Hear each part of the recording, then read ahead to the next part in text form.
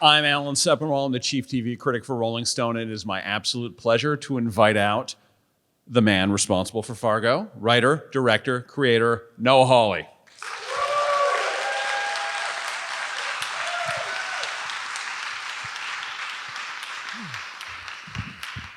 Thank you. So, how long had the show been off between season 4 and this? You can make me do math. I mean, at least, 3 years. Okay, so 3 years go by. How and when do you realize, okay, I've got another story I'm ready to tell here? I'm probably like 2 years. I mean, a while went by. Yeah. You know, I was pushing on Alien and getting the show Alien going, which was a very long process, too long a process. And at a certain point, I realized it was going to be a lot longer. And I thought, well, I can't be off the air for 4 years. So before we shoot Alien, I think I can squeeze a Fargo in. But then I had to come up with what it was and all of that. So it actually was a very fast process. I think it was March of 23 that I started writing, and we were shooting in November or something. So I'm curious, maybe it varies from season to season, but when you're developing these, where does it begin? Is it, like this one begins sort of with the same inciting incident from the movie. You twist it on its head, and we'll talk about that. But does it begin with you thinking, all right, here's a piece of the movie, and I'm going to do a season involving that, or does it start somewhere else? Yeah, I mean, I felt like after 4 years, I had earned the right to engage with the movie directly, I guess, in a dialogue with the movie. And I was really interested in revisiting this idea of Minnesota Nice, right, which was invented culturally by the film, and is as defined at the beginning of this episode, is a sort of way that people are in a community in which they have this Lutheran, sort of passive aggressive reluctance to hurt anybody's feelings, and therefore they can never really say what they mean. And Fargo, for me, was always a tragedy based on people's inability to communicate with each other, which makes writing it really fun because no one can really say what they actually mean. And so, but looking in 2023 at the world, I thought, well, this Minnesota Nice thing, that doesn't really exist anymore. That's not what we're seeing when we turn on our TVs and seeing the reports from the school board meetings, et cetera. So, but there are still people who want to live that way, and how do they find decency and community? And so it was sort of that challenge. So you open the season with the on-screen definition of Minnesota Nice, and then over the course of the year, we get to know that Dot is in Minnesota, but he's genuinely nice. It's sort of not a false front of hers. Where do you see the intersection between, because certainly she comes across at first as putting on that persona. How do you figure out where the Minnesota Nice ends and the actual nice begins? Yeah, I mean, I think it's a difference that I approached the show with in some ways than the movie, which is I think that I like the nice people in the show, and I feel like Joel and Ethan were always there was always a bit of skewering that was going on. That the movie, if you go back and rewatch it, is actually much more of a comedy than you remember, because you remember the way it ends, the sublimeness of its ending, and the violence and everything. But Marge Gunderson in that hat trying to check into that hotel. You know what I mean? Yeah. It's very comedic, and there are moments where you definitely feel like she's being sent up a bit. That was never really what I wanted to do. And what I always like, giving the audience a relationship to root for and a place to root for, whether it's Patrick Wilson and Kristen Milioti, or even Ewan McGregor and Mary Winstead in season 3, where she's his parolee and he's the parole officer. And there was a lot of the obvious thing to do would be to say that she's using him. And I was like, no, I just want them to really love each other, and I want to give the audience that relationship to root for. And I wanted that here too with David Rysdal's character and Juno, of like, you just like them. They're just good for each other. You said you were ready to finally engage with the movie more directly, but at the same time you turn it on its head because Dot is abducted, but then Dot fights back and turns out to be mightier than the men who have taken her. Like, how close are you always? How comfortable are you with getting close to things in the movie? Well, what was really fascinating was, we basically rebuilt the layout of certainly the living room from the movie, if not the living room and the kitchen. And there were differences, we had a sliding glass door as opposed to they break the window, et cetera. But it was pretty eerie on, 5 seasons in to be filming, duplicating shots from the movie, I really like this thing that taking elements from the Cohen Brothers movies, not just Fargo, and kind of playing a bit of a game of telephone with them, where you'll see, let's say, one character walks another out into the woods and they're begging for your life, and you're like, well, this is Miller's Crossing. And then something different happens. And so what your brain is doing is it's both remembering something and discovering something at the same time, right? And I think that's a really interesting feeling that most things don't give you, right? Which is like, it's like, oh, I've seen this story before, but I don't know what happens. When you have in this season Jennifer Jason Leigh, or in past years people like Michael Stuhlbarg or Billy Bob Thornton who've been in Cohen movies, like, how often, if at all, does it come up with them, the experience of being in Cohen world but without Joel and Ethan? It's funny, it never really comes up. I mean, Billy, when he signed on, I went and had a meeting with him, and he had read the first script, I think, which was all that I had at that time. And he said, look, I talked to the boys and they're on board. So, and I read the script, and you've got the goods. And so, if they're in, I'm in. And every once in a while you get a story. But there was never any of that, like, well, the Coens actually do it this way. That's good. Right? Which is good, I think. All right, so let's talk about casting some of these leads. Let's start with Juno. What made you think, all right, she is my Minnesota nice woman? Well, if you cast it wrong, you want to call Child Protective Services on this woman, right? I mean, she's, I assume that people are in this room, they've seen the season of television, but she endangers her children and her child and her family, because she's in denial that these forces are coming back for her, even as she's preparing for them to come back.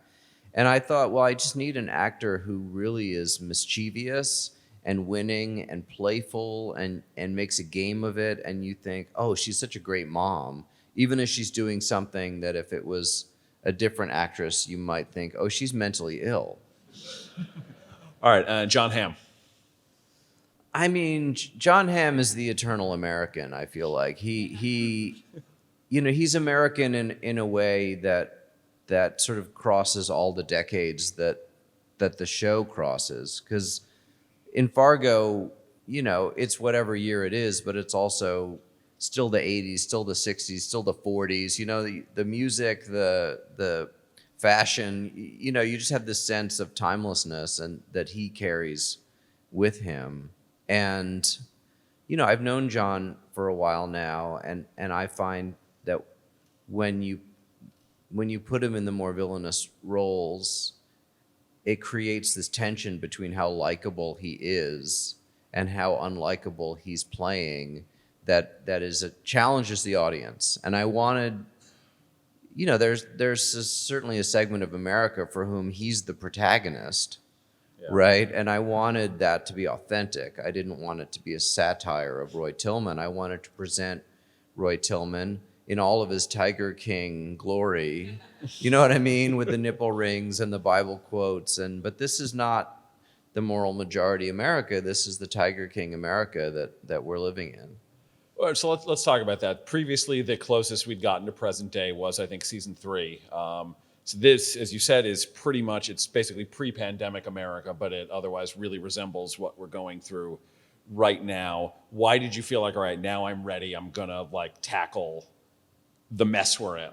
Yeah, I mean, the third season certainly, I mean, I feel like I've been tackling it each season, and the third year, which was being written and filmed simultaneously with the 2016 election, and sort of predated these ideas of alternative facts and this sort of truth isn't truth thing, and that I was wrestling with, and you know, I had put in this Cossack, this Russia element because, you know, my grandmother had escaped the Cossacks and come to the U.S. I mean, there was a very personal reason to it. So it was very eerie as the events of 2016 unfolded to feel like how much in the zeitgeist that season was. And on some level, I feel like it probably plays better now that we have some distance and can see it than it did in real time with the events there. And then, of course, season 4 was really looking at you know, race and what it means to be an American and who gets to be an American. And you know, this year I wanted to deal with this Minnesota Nice thing of like, where have we come from and where are we going? And I didn't want to deal with the pandemic, which is why it was set, you know, in 2019. But, you know, not to be political. The goal wasn't to be political. The goal is sort of to say, well, we're all kind of wrestling with this issue of how do we live together in a community. And you know, it used to be that people knew that they shouldn't be assholes because there was a rule against it. And now it's like, we're all just free to be our worst selves, but that can't last, right? That's not a sustainable way to live together in a community. Fingers crossed. Yeah. All right, we're going to get to your questions in a little bit, but as you said, I assume everyone in this room has seen the season, so we're going to talk about the final scene, if that's okay. The last scene of the season is my single favorite thing you have done across 5 years of Fargo. It's 15 minutes long, which is like an eternity in television. It's so quiet, it's so thoughtful, kind, it's funny at times, but it's so unlike, I think, what anybody would have expected at the idea of Ulla Munka being in her living room at that point. Tell me, A, about the idea of that, and B, about making it. Well, thank you. You know, that last episode was written with a sense of what happened, but not, but with some room for me to discover as well. And you know, I had been intrigued by this idea from No Country for Old Men when Kelly MacDonald comes home and Anton Chigurh is sitting there and she's like, I knew this wasn't over. Yeah. And he basically tries to get her to choose, to flip the coin and choose. And she says, I'm not going to choose because this has nothing to do with me, et cetera. And I thought there's something so eerie about that scene and this idea that you know, Old Munch, as he's called, you know, that he let her go, he empowered her, and now the tiger is free, but that didn't mean that he was done with her and that she was going to come home. And then what was interesting to me as I sat down to write that scene was I thought, all right, well, there's the scene that we all expect, which is the tension, it's one more action sequence, you know, all of this. And then I thought, well, what if she refuses to be in that scene? You know, what if she's like, no, you're going to be in my scene, right? And my scene is we're halfway to supper and it's a school night. So either do what you're going to do or wash your hands and help. And then he's in this position where we think, well, what is he going to do? And then he washes his hands. And now I'm really trying to engage with how do we get past this? You know, this Hatfield McCoy thing that we're living with. And putting them in this conversation where she says, you know, you came to do something that had risk to it and you got hurt and you can't be mad at the risk, right? Like this is one of the ways it could have gone and it's not my fault, right? You had a mother. I'm sure that if they came for your mother, right? But he's still on the fence, right? Because he's so, you know, he's been so traumatized by his entire 500-year life. I'm always fascinated, speaking of the 500-year life, of sort of how far you are willing to go in a particular season in terms of extra-normal elements, your UFOs, your wandering Jews, all of that. Is it just sort of I know it when I see it, or do you have it like any kind of hard and fast rule, like we can do this but not that? No, there's no hard and fast rules. The Coens often have this extra normal element, whether it's the debuck in A Serious Man, or the Lone Biker of the Apocalypse, or Anton Chigurh, or these sort of characters where you feel like, they have a UFO in The Man Who Wasn't There. So these elements are in there, and there's always something of like ordinary people wrestling with something that is not supernatural but elemental in some way. And this idea that, Billy Bob Thornton's character, he might not literally be immortal, but some version of him has always been out there blowing through the American landscape, And this time I just decided to make it a little more literal, this idea of sin eating and debt and the fact that he was not able to move on from the trauma of the exploitation that he suffered and literally sold his soul, and he's been kicking around without a soul this whole time. And she basically offered him forgiveness, and that you can be forgiven and forgive yourself, and that we have to forgive each other if we're going to move on. I will say when the chyron comes on the screen that says 500 years ago Wales, I'd sort of clap my hands and say, all right, that's Fargo. Well, originally, that scene was at the very beginning of the season, and it was the first scene that I wrote, and we filmed it. I filmed it in the first hour, and we cut it together, and it was longer. It was much more baroque and kind of grotesque, but it just kind of sat there at the beginning of the season, and I had a feeling like the audience was going to tune in, and they were going to go, "What is this?" Which was fine, because that's what I did in season 2, where you show up and it's a fake Ronald Reagan movie, and people are like, "Oh, I thought Fargo was on." But this time I felt like it's just, we can talk about people's viewing habits in 2024 compared to what they were in 2016, but it just felt like I wanted to hit people quickly and get them in and use that Yes song and just pull them right into the show. And then I had this floating thing that I felt like I needed to show you, and I put it in a lot of different places to try to figure out where it was, but it felt the most powerful and the best joke right in that moment. Now, you've now made 5 seasons across 10 years, at least, that we've gotten to see. How does it feel to have been able to do this thing that I think before it happened, everyone thought, this is insane, why would anyone make this show? It's a great scam that I have going, where I don't even have to do another one unless I have an idea for it. And then if I call up and go, I have another idea for it, they go, great. Like, it feels to me like this is the definition of success. And there are realities, right? There's viewership realities, there's money realities. I had to fit this into a specific box. There are parameters that I have to work within. But I always find like that, those challenges make this thing better. You're like, well, I can't literally do this giant thing. So how do I do the more interesting version of it? All right, we're going to go to audience questions in just a second, but first, your production company is based right here in Austin. Tell me a little bit about that.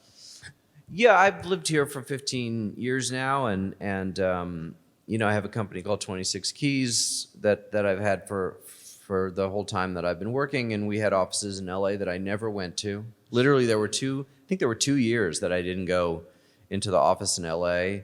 And certainly post-pandemic, I kind of stopped going back to LA except when absolutely necessary. So, I wanted to move it here and be officially part of this community with the Film Society and TV Festival, the South by Southwest, the Austin Film Festival, just really be part of this community with Rick Linklater and Rodriguez, and Jeff Nichols is here, and it's been great to be here officially. Yeah, that's terrific. All right, so we're going to go to Q&A. I'm not exactly sure. I assume there's right over there, sir. Sound design seems to play a huge role in everything that you do from Legion forward. So how does that play in, like with the snaps during the convenience store or the gas station? At what point does that come to you? And then I also want to say that I look forward to one day, hopefully, Dr. Doom's script ever coming. Oh, I know. I did sit with Kevin Feige once, and he said, "I hear you wrote a Dr. Doom script. Are you still working on that?" And I was like, "Should I still be working on that?"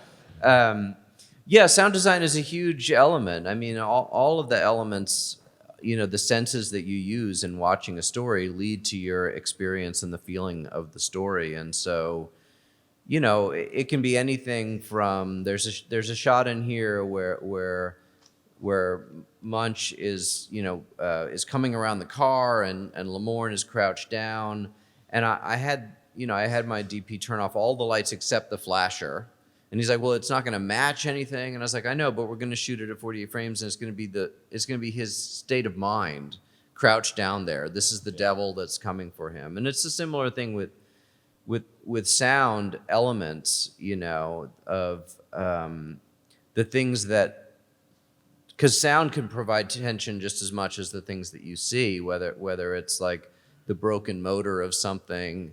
Vince Gilligan's great at this stuff, those elements of just like, something that's, there was a scene in season 2 of Fargo where Ted Danson pulls over the car and he's talking to Bokeem Woodbine and the Kitchen Brothers and they're out there alone and Ted realizes he's outnumbered, these guys are dangerous, and I just had them add a chainsaw in the background, like just in the distance, somebody's cutting trees, just because it puts you on edge just a little bit, right? So those elements are pivotal for me, yeah. Right. Sorry.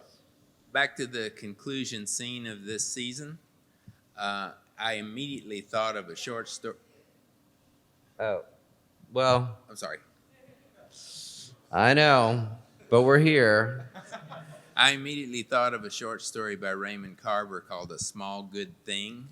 Oh, yeah. And I was wondering if you were familiar with it, but I mean, I've read it, but I wasn't looking at that directly in this moment. The people are digging their heels in as enemies. One of them is a baker. Right. And he brings a loaf of bread, and they manage to resolve. Yeah. Well, I mean, food is so seminal to our communal experience.